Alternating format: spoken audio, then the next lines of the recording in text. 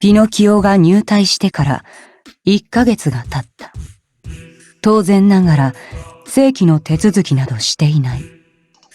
見るからに未成年の出自もわからぬ少年を連れてきた上官に、最初こそは意見する者もいたが、それも次第に消えていった。まともな精神状態の者など、もはやこの隊には残っていないのだ。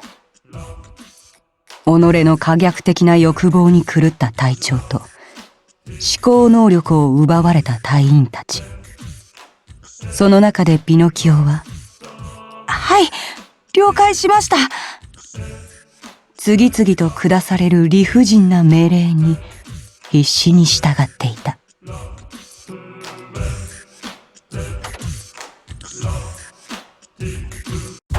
おい、ムカつくから腹筋100回追加。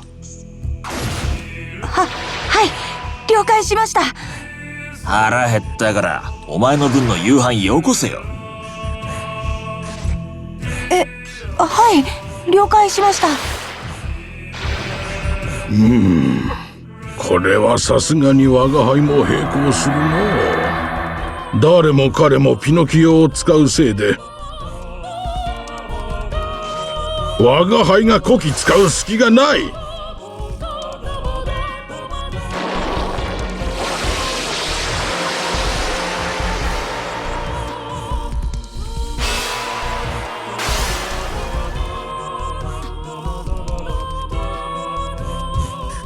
かりゃ貴様、少しは抵抗せんか。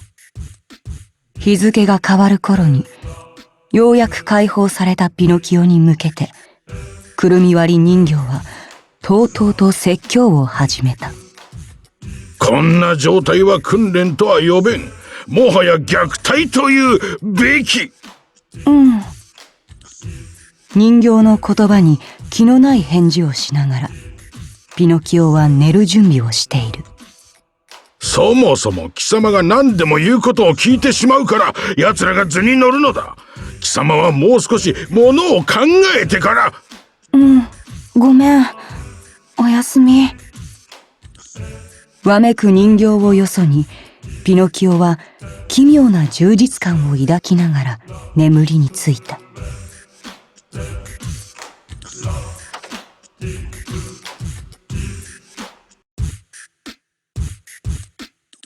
おい、俺の靴を磨け。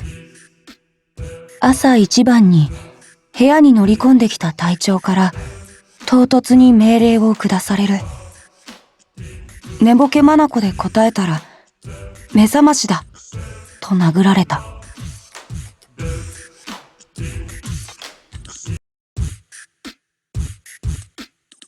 点呼を取る。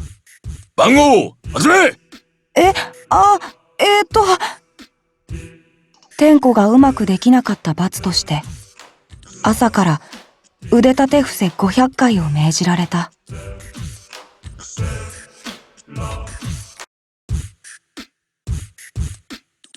お前は基礎体力が絶望的にない。俺の言う通りに鍛えろ。まずは走り込み300本からだ。30本あたりで意識が遠のいて倒れたら、気付けと称して頭から泥水をかけられた。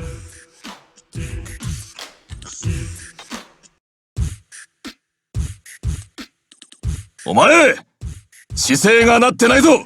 はい。お前、服装がなってないぞ。はい。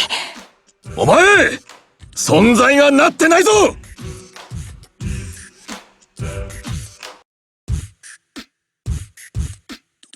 隊長の叱責は日増しにひどくなる。朝から晩まで怒鳴り散らされるせいか、頭は常に痛みを訴え、酷使された体は不出来な人形のようにきしみを上げる。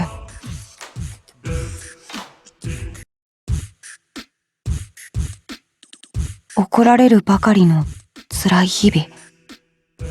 涙もすでに枯れ果ててしまった。でも、それでも、僕は今、幸せだった。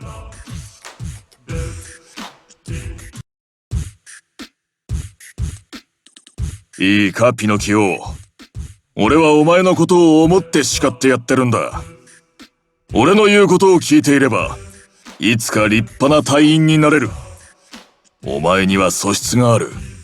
俺を信じろ。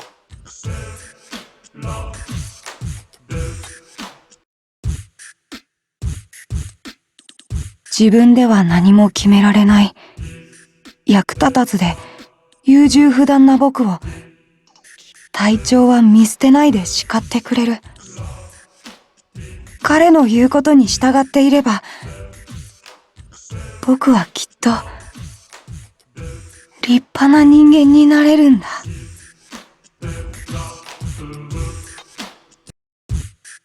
そもそも規律のある生活など縁遠かったピノキオに、模範的な隊員生活など送れるはずがない。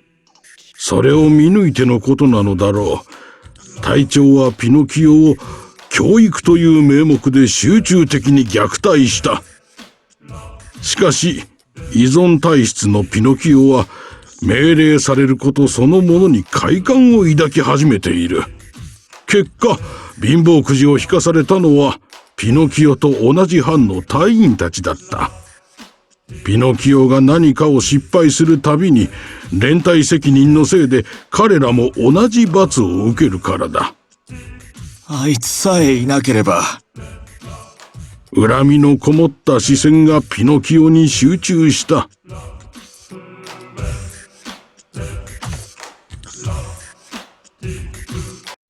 お前の容量が悪いから俺たちまで苦しむんだ。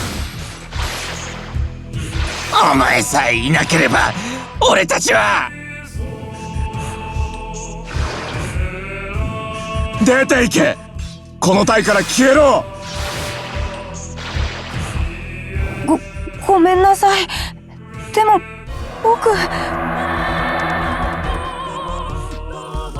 もっと命令が欲しい。くそ、お前狂ってるよ。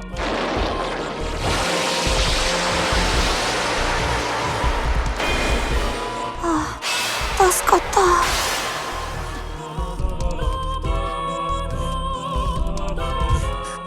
貴様、仲間から随分と迷惑がられておるようじゃな。